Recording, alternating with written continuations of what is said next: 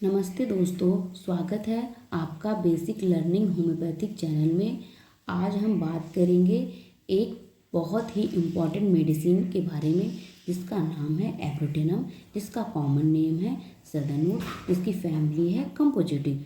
अब बात करेंगे इसके कॉन्स्टिट्यूशन के बारे में। Marasmus of children with marked emaciation specially of leg, the skin is flabby and hangs loose in the fold.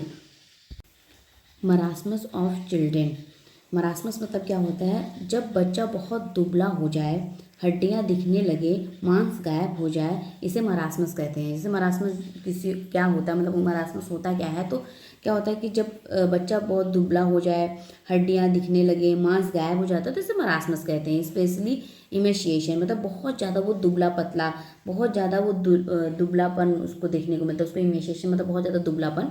और स्पेशली ऑफ लेग ज़्यादातर देखने को मिलता है लेग में, मतलब पैर में, लोअर एक्सट्रीमिटीज़ में। एब्रोटेनम में लोअर एक्सट्रीमिटीज़ में मरासमस होता है। उसका जो लोअर एक्सट्रीमिटीज़ होता है बहुत ज़्यादा दुबला पतला होता है। ऐसा आयोडम सैनिकुला ट्यूबरक्युलिनम में भी देखने को मिलता है। तो the skin is flabby and hangs loose in fold, त्वचा ढीली और लटकी रहती है।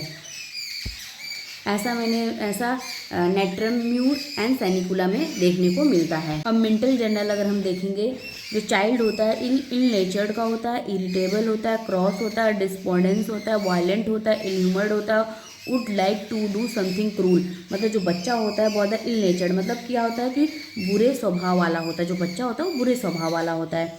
और इरिटेबल मतलब होता है बहुत ज़्यादा चिड़चिड़ा, क्रॉस मतलब होता है झगड़ालू, और डिस्पोंडेंस मतलब होता है निराश, वायलेंट मतलब होता है हिंसक, और इल ह्यूमर्ड मतलब होता है निर्दयी, और क्रूल होता है मतलब जानबूझकर दूसरों को कष्ट देना चाहता है।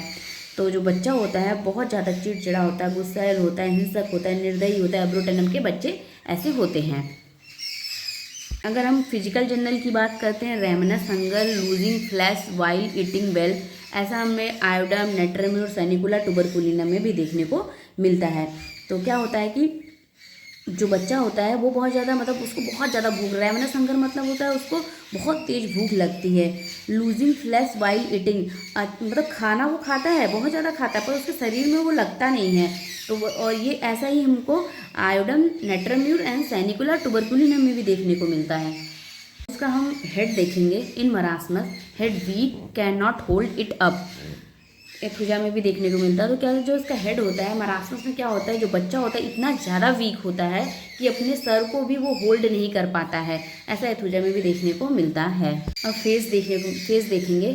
फेस जो होता है ओल्ड होता है, पेल होता है, रिंकल्स होते हैं। ऐसा ओपीएम में भी देखने को मिलता है। उसका फेस जो होता है बहुत ज़्यादा बूढ़ा, पेल मतलब होता है फीका होता है या पीला होता है, रिंकल्स मतलब झुर्रियाँ होती हैं उसको। तो उसके फेस में क्या होता है, उसको बहुत ज़्यादा फीका सा बूढ़ा जैसा दिखता है, और रिंकल्स होते हैं, पर वो बच्चा है फिर भी उसको बूढ़े जैसा दिखता है। ऐसा ओपीएम में देखने को मिलता है।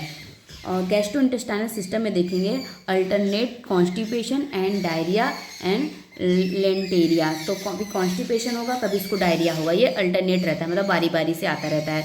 लेंटेरिया मतलब होता है अनडाइजेस्टिव फूड, जब उसको स्टूल पास आउट करता है तो उसको अनडाइजेस्टिव फूड निकलता है।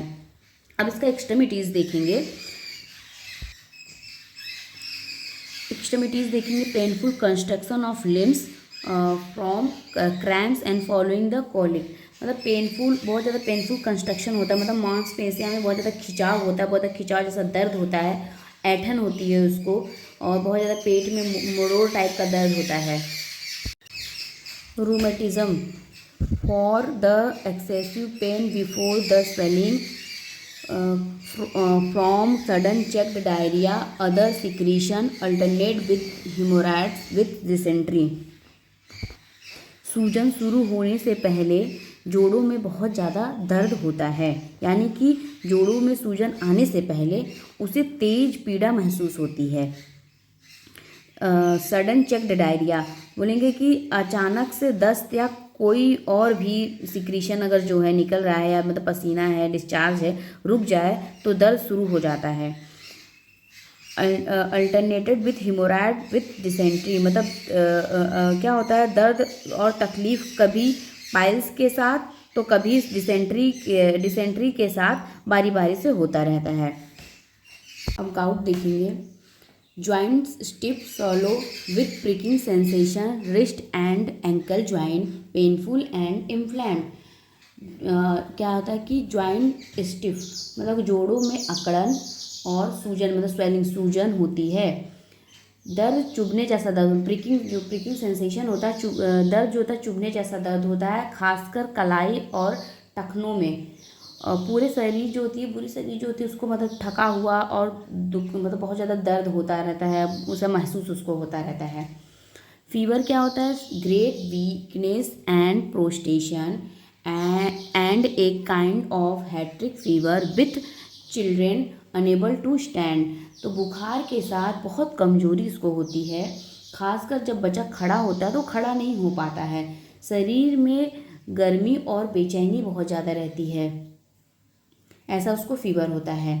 स्किन जो उसकी होती है चिल ब्लेंस, ये एगेरिकस में भी देखने को मिलता है। ठंड में हाथ पैरों में बहुत ज़्यादा खुजली और सूजन होता है, ऐसे एगेरिकस में देखने को मिलता है।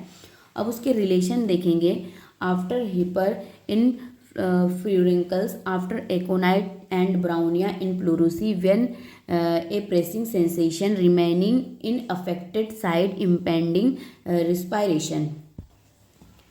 एब्रोटेनम को हिपरसल्फ के बाद दिया जाता है अगर फोड़ा में ज़रूरत हो, और एकोनाइट और ब्राउनिया के बाद दिया जाता है प्लूरोसी में, जब छाती के एक तरफ दबाव जैसा दर्द हो रह जाए और सांस लेने में उसको तकलीफ हो, तब हम एब्रोटेनम को दे देते हैं।